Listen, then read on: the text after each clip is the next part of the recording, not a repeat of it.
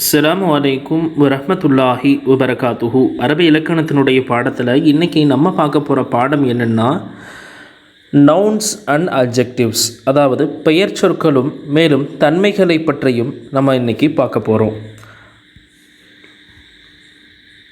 அடுத்தது பெயர் சொல்னா என்ன, அதே போல் தன்மை சிஃபத்துன்னு சொல்லுவாங்க அரபியில். சிஃபத்துனா என்ன அப்படின்றது சொல்கிறாங்க. பெயர் சொல் அப்படின்றதுக்கு அரபியில் இஸ்முன். அப்போ இஸ்ம் அப்படின்னா ஒரு பொருளுடைய பெயரையோ அல்லது ஒரு நபருடைய பெயரையோ குறிக்கும்.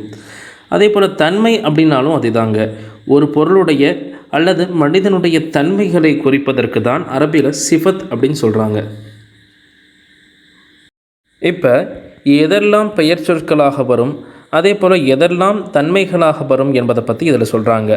பாருங்கள், எல்லா ஜாமிதான பெயர் சொற்களும் அதே மாதிரி மஸ்தரான பெயர் சொற்களும் பெயர் சொல்லிலே வரும், இஸ்மிலே நுழைந்துவிடும். உதாரணமாக ஜாமிதான பெயர் சொல் ரஜுலுன் அப்படின்ற மனிதன் என்ற ரஜுலுன் என்ற வார்த்தையை போல. அதே மாதிரி மஸ்தர் லர்புன் அடித்தல் அப்படின்ற பெயர் சொல், இது பெயர் சொல்லாக இருக்கிறது. இந்த ரெண்டுமே பெயர் சொல்லுக்கு உண்டான உதாரணம். அடுத்தது தன்மைகளை பற்றி சொல்கிறாங்க. சிஃபத்துல் முஷப்பஹத்து பி இஸ்மில் ஃபாயில், மேலும் இஸ்முத் தஃதீல், இந்த ரெண்டு முறையிலும் உள்ள வார்த்தைகளுக்கு தன்மை எனப்படும். பாருங்கள், இஸ்முத் தஃதீல் அப்படின்னா ஒரு மனிதன்கிட்ட எல்லாரவிடமும் ஒரு விஷயம் அதிகமாக இருந்தால் அதுதான் இஸ்முத் தஃதீல். உதாரணமாக அக்ரமு அப்படின்னு சொல்கிறாங்க, மிகவும் கண்ணியத்திற்குரியவன், மிகவும் சங்கையானவன் அப்படின்னு அர்த்தம். அதே மாதிரி கரீமுன் அப்படின்னா சங்கையான குணமுடையவன். அப்போ ஒரு தன்மை. இது சிஃபத்துல் முஷப்பஹத்து பி இஸ்மில் ஃபாயிலுக்கு உதாரணம். அதே மாதிரி அக்ரமு அப்படின்றது இந்த இஸ்முத் தஃதீலுக்கு உதாரணம். இப்போ கீழே பார்த்தா இந்த கரீமுன் அக்ரமு என்பது தன்மையை பற்றி குறிக்கக்கூடியது. அதேமாதிரி மேலே நம்ம பார்த்தா ரஜுலுன் அதே மாதிரி லர்புன் அப்படின்ற ரெண்டுமே பெயர் சொற்களை குறிக்கக்கூடியது. அடுத்து பெயர் சொல்லும் தன்மையும் எதையெல்லாம் உள்ளடக்கி கொள்ளக்கூடியது அப்படின்றத பற்றி சொல்கிறாங்க. பாருங்கள், இஸ்முல் ஃபாயில் ஒரு செயலை செய்யக்கூடியவன். அதே மாதிரி இஸ்முல் மஃபூல் ஒரு செயல் யாரின் மீது நிகழுதோ அவரை குறிக்கும். அதே மாதிரி முபாலகத்து இஸ்முல் ஃபாயில், அதில் இஸ்முல் ஃபாயிலேயே கொஞ்சம் அதிகப்படியாக அதை மிகைப்படுத்தி சொல்வது. இந்த மூன்றுமே எப்படி இருக்கும் அப்படின்னு பார்த்திங்கன்னா பெயர் சொல்லாகவோ அல்லது தன்மையாகத்தான் இருக்கும் அப்படின்னு சொல்கிறாங்க.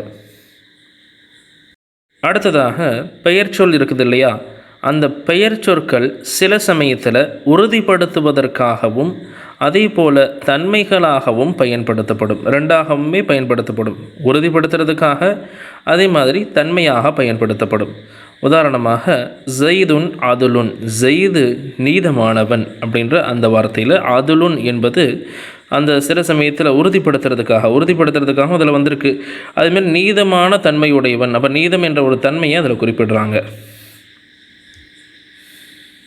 அதே மாதிரி எப்படி பெயர் சொல்ல சில சமயம் நம்ம தன்மையாக சிஃபத்தாக பயன்படுத்த முடியுமோ அதே போல் சிஃபத்தையும் பெயர் சொல்லாக பயன்படுத்த முடியும். அதற்கு உதாரணம் தான் அல் ஃபக்கீரு சாலிஹுன். அல் ஃபக்கீரு ஏழை நல்லவர். அப்புறம் அந்த ஏழையான மனிதர் யார், நல்லவர் அப்படின்னு சொல்கிறாங்க.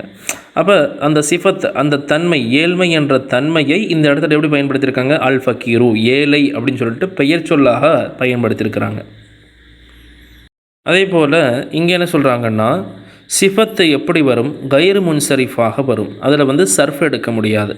அப்போ அதுக்கு என்ன சொல்கிறாங்க, பின்வரக்கூடிய ரெண்டு முறைகளிலே அந்த அட்ஜெக்டிவ், அதாவது அந்த சிஃபத்து என்பது கைர் முன்சரிஃபாக வரும், சர்ஃபுலாம் அதில் வராது அப்படின்னு சொல்லிட்டு ரெண்டு உதாரணங்களை கொடுக்குறாங்க. முதலாவது, அது இஸ்மு தஃதீலாக வரும்போது அது கைர் முன்சரிஃபாக பயன்படுத்தப்படும். உதாரணமாக அஃப் அலு என்ற முறைப்படி வருகின்ற போது, உதாரணம் பாருங்கள், அஹ்மரு சிவந்தவன். இது இஸ்மு தஃதீல். அப்போ இஸ்மு தஃதீலாக பயன்படுத்தப்படுகின்ற போது அது கைர் முன்சரிஃபாக இருக்கிறது.